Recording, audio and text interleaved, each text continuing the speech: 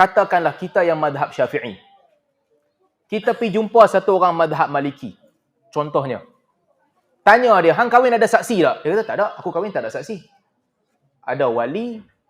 Wali tu dengan juru nikah seorang lagi. Lepas kahwin, kami buat iklan lah. Buat kenduri bagi orang makan. Tak ada saksi nampak.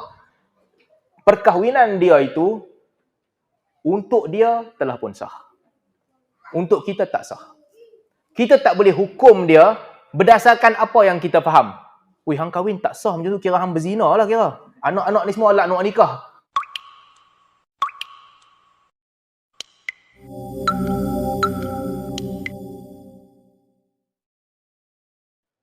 Tapi, satu lagi bab penting untuk kita tengok, ini last yang nak sebut ni. Apa yang kita pegang, itu untuk diri kita.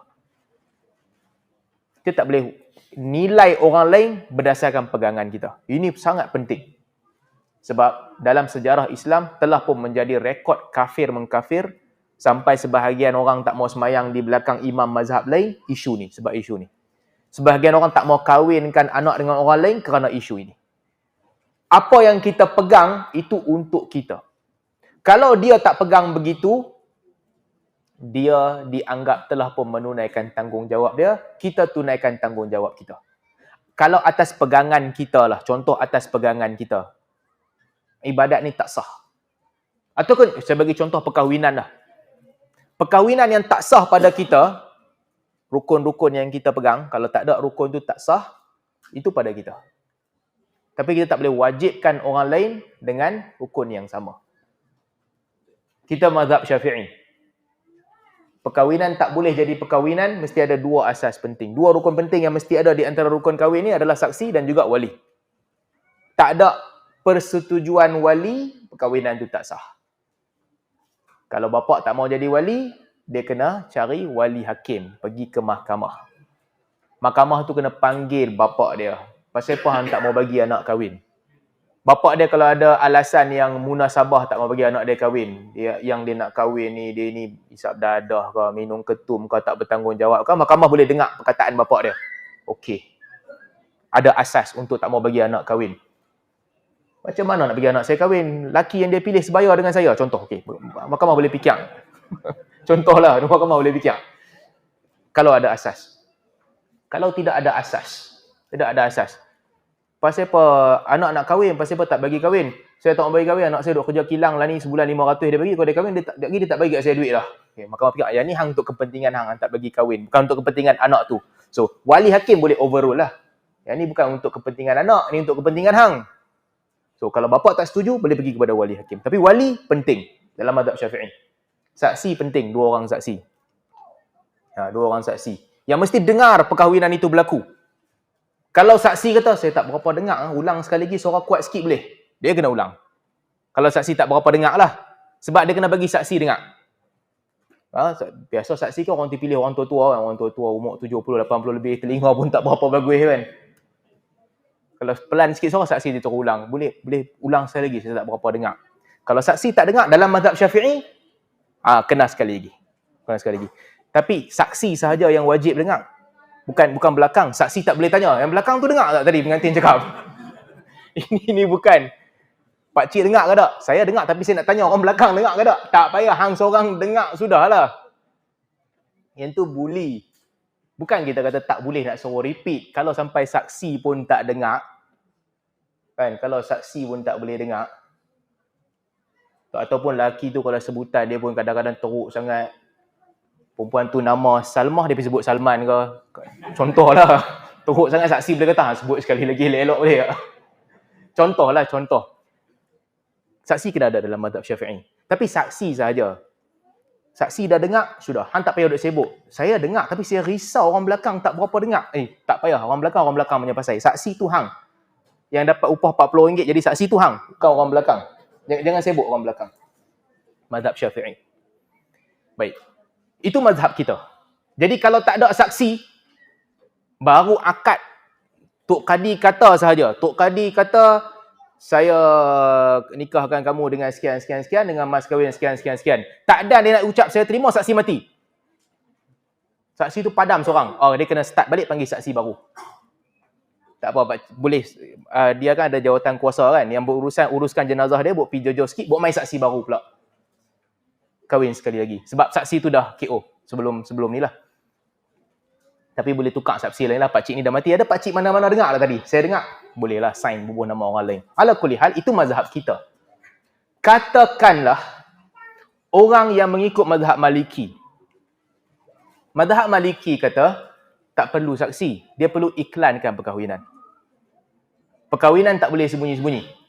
Mesti iklankan. Mesti orang tahu. Iklankan perkahwinan. Itu menjadi tuntutan dalam mazhab Maliki. Jadi kalau ikut mazhab Maliki, tak ada saksi, perkahwinan itu sah. Tapi kena iklankan perkahwinan itu. Orang kena tahu. Jadi kalau ramai-ramai, contohnya kahwin, ada 50 orang duduk tengok perkahwinan ini, tak ada orang register sebagai saksi. 2 orang tak ada jadi saksi, perkahwinan itu adalah sah. Telah iklankan perkahwinan. Telah memadai. Baik. Katakanlah kita yang mazhab Syafi'i. Kita pergi jumpa satu orang mazhab Maliki. Contohnya. Tanya dia, hang kahwin ada saksi tak? Dia kata, tak ada. Aku kahwin tak ada saksi. Ada wali. Wali tu dengan juru nikah seorang lagi. Lepas kahwin, kami buat iklan lah. Buat kenduri bagi orang makan. Tak ada saksi nampak. Perkahwinan dia itu, untuk dia telah pun sah. Untuk kita tak sah.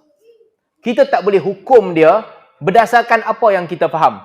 Wih, hang kahwin tak sah macam tu, kira hang berzina lah kira. Anak-anak ni semua anak nikah. Tak, itu untuk kita, bukan untuk dia. Ini penting dalam masalah khilaf. Esok anak dia nak jadi imam, hang tak boleh jadi imam, anak luar nikah. Tak, bukan. Ini kita punya disiplin, tak sama dengan orang lain. Jadi ini penting juga dalam masalah khilaf. Apa yang kita pegang itu untuk kita. Meskipun ini telah menjadi isu yang besar lah. Pada penilaian mazhab kita, sesuatu perbuatan itu membatalkan solat. Bismillah. Kalau mazhab lain kata tak batal. Dalam kitab-kitab fiqh, banyak yang disebutkan, buat begini batal, buat begini batal, buat begini batal. Kalau pada pertimbangan mazhab lain tak batal, kita solat berimamkan imam ahli sunnah wal jamaah, mazhab lain, dia ikut rukun dia, kita ikut rukun kita. Yang ni penting. Kalau tidak, orang akan berpecah belah. Kadang-kadang orang buat, ni di Malaysia lah, sebahagian orang sembunyi-sembunyi, dia bercerita di belakang. Dia tak mau kata haram ataupun tak sah. Dia pun akan bagi nasihat, kata kalau pergi ke Mekah ni, masjid haram, yang bagus semayang sama-sama sendirilah. Dia pun tak berani nak bagi pandangan ni kepada orang ramai. Orang awam dia tak berani beritahu, nanti timbul polemik.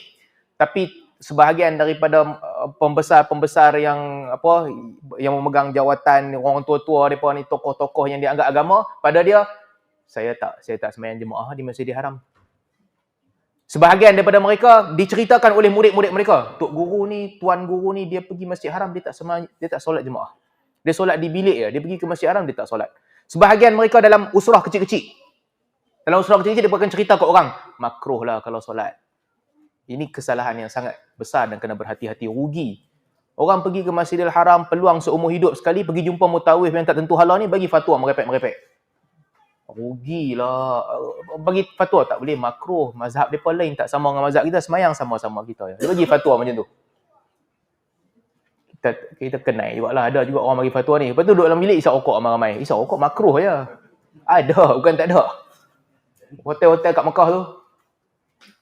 Padahal sebahagian mereka membuat duit betul-betul. Memang betul-betul buat duit, menguntungkan. Bawa package umrah sana sini. Time solat fardu dalam bilik. Dalam bilik. X-ray dengan rokok. Oh, relax je. Lepas tu keluar pakai jubah serban jadi ustaz lah. Ini kena hati-hati.